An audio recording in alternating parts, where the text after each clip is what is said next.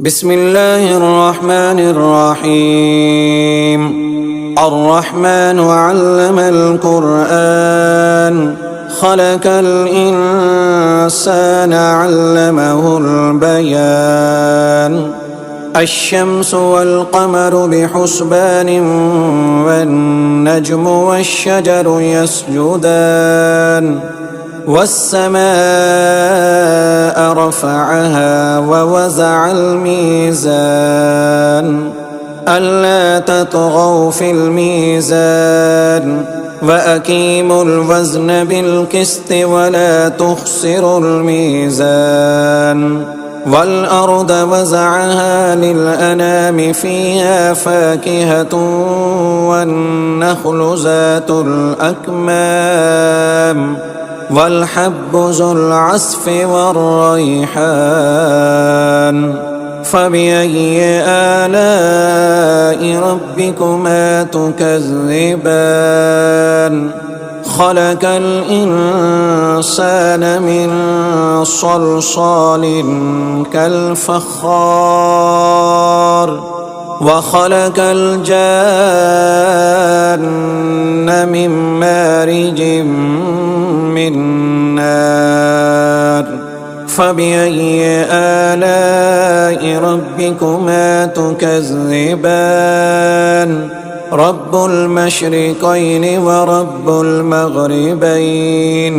فبأي آلاء ربكما تكذبان؟ مرج البحرين يلتقيان بينهما برزخ لا يبغيان. فبأي آلاء ربكما تكذبان؟ يخرج منهما اللؤلؤ والمرجان.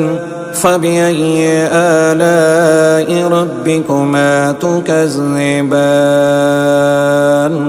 وله الجوار المنشآت في البحر كالأعلام. فبأي آلاء ربكما تكذبان؟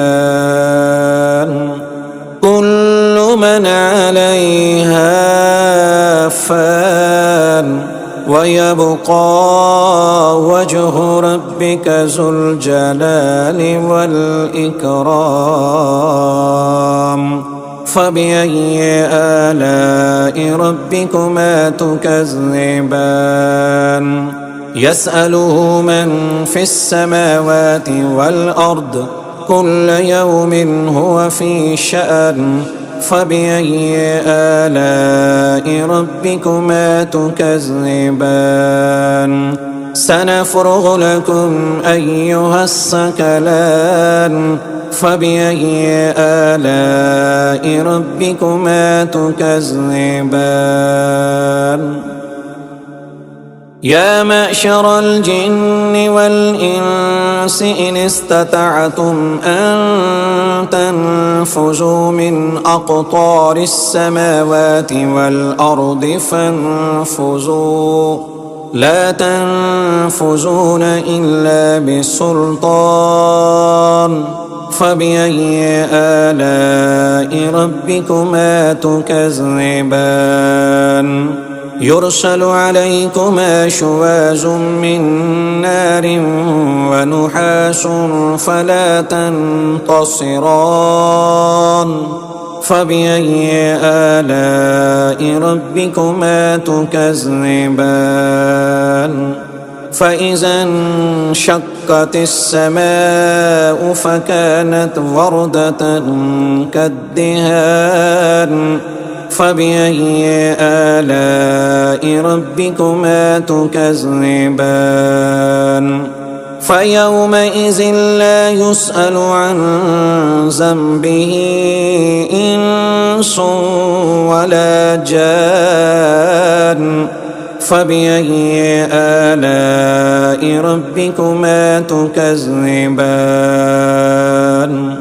يعرف المجرمون بسيماهم فيؤخذ بالنواسي والأقدام.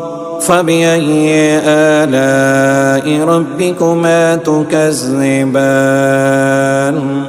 هذه جهنم التي يكذب بها المجرمون يطوفون بينها وبين حميم آن فبأي آلاء ربكما تكذبان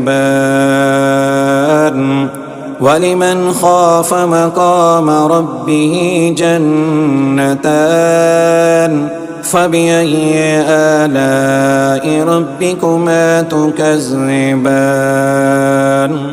ذواتا أفنان فبأي آلاء ربكما تكذبان فيهما عينان تجريان فبأي آلاء ربكما تكذبان فيهما من كل فاكهة زوجان فبأي آلاء ربكما تكذبان متكئين على فرش بطائنها من استبرق وجنى الجنتين دان فبأي آلاء ربكما تكذبان